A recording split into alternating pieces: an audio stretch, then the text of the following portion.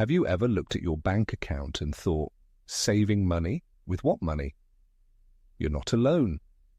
According to a survey by Go Banking Rates, nearly 58% of Americans have less than $1,000 in savings, many of them living paycheck to paycheck. But what if I told you, no matter your income, it's absolutely possible to save your first $1,000, and not by giving up everything you love, but by making a few intentional shifts in mindset and habits? Welcome back to Money Mindset Hub. I'm your host, Raul Sofa, and today we're diving into a financial milestone that might just change your life. How to save your first $1,000, even on a low income. Whether you're earning minimum wage, freelancing inconsistently, or just starting over, this episode is for you. So grab your coffee, your notes, or your headphones, and let's get into it. Let's get real for a second. Saving money isn't just a numbers game, it's emotional. And often, it's mental. When you're living paycheck to paycheck, the idea of saving even $10 can feel impossible, and that's where the fear and frustration creep in. I remember talking to Maya, a single mom of two, working 2 jobs. Every penny she earned was accounted for: rent, food, childcare. She told me, "Raul, saving money feels like a luxury I can't afford." But here's the truth. Saving money isn't a luxury, it's an act of self-preservation. It's building a safety net not for someday, but for next week when your car breaks down or when your hours get cut. And once Maya shifted her mindset from scarcity to strategy, she saved her first $1,000 in under 5 months. How? That's what we're unpacking today.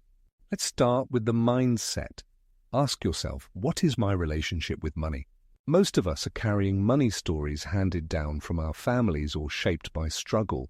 Maybe you were told, "We're not rich people," or "Money is always tight, so don't expect more." But that story, it's not the truth. It's just a narrative. And the great thing about narratives is you can change them. Here's what to do. 1. Identify your limiting beliefs. Write them down.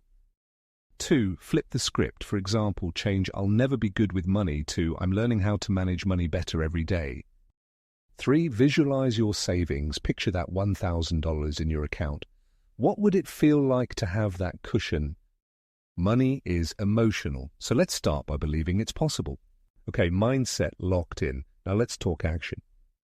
First up, budgeting. But don't worry, I'm not here to tell you to track every latte unless you want to. I'm talking about a simple, flexible system called the 50-30-20 rule, but with a twist. 50% for needs, rent, utilities, food. 30% for wants. Yes, that Netflix subscription counts. 20% for savings. That's your $1,000 mission. Now, if your income is lower, your percentages might need tweaking. Maybe it's 60-30-10. That's okay. The goal is progress, not perfection. Pro tip: automate your savings. Even if it's $5 a week, it builds a habit, and habits build wealth. Saving on a low income sometimes means expanding the income itself without burning out. Here are 5 income hacks to help you boost your savings. 1. Sell unused items online. Declutter and make cash with Facebook Marketplace or Poshmark. 2. Freelance a skill. The writing, design, tutoring. There's a gig for everyone. 3. Cashback apps. Use Rakuten or Ibotta to save on purchases you're already making. 4. Surveys or micro tasks. Sites like Swagbucks or Mturk can add $50-100 a month. 5. Part-time seasonal gigs. Delivery driving, pet sitting, or virtual assistant work. Every extra dollar is a seed for that $1,000 goal. Let's talk about spending smarter, not suffering more. We're not aiming for misery here, we're aiming for efficiency. So here are some ways to cut costs without losing your joy. Cook in batches, save time and money with meal prepping. Swap subscriptions, trade that $15 streaming plan for a library card. Negotiate bills, internet, phone, insurance, call, and ask for a better rate. Use public transit. Even a few days a week can save hundreds over time. Buy generic. Brands are nice, but savings are nicer. It's not about sacrifice. It's about intention.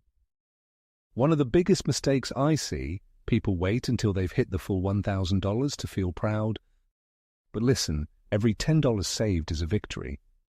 Create a visual tracker, cross off milestones, celebrate at $100, do a happy dance at $500, gamify your savings journey because momentum matters more than motivation.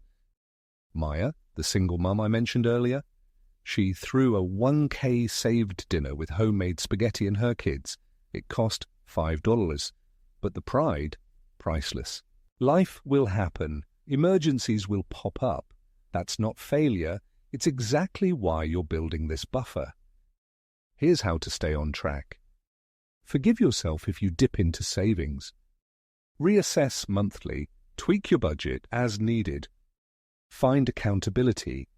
Tell a friend or join an online challenge. Revisit your why. Is it peace of mind? A safety net? That reason is your fuel. Saving your first $1,000 isn't just a financial win. It's a life upgrade. It's proof that you're in control. Let's recap. Shift your money mindset. Start small but stay consistent. Budget with flexibility. Find creative income streams. Cut costs without cutting joy. Celebrate every step. And above all, believe that your future is worth investing in. If this episode gave you a spark, share it with a friend who needs it. Leave a review and tell us your saving journey. We'd love to feature your story in an upcoming episode. Don't forget to like, subscribe, and tap that notification bell so you never miss an episode of Money Mindset Hub. Until next time, I'm Raul Sofa reminding you, wealth isn't about how much you earn. It's about what you keep and how intentionally you use it.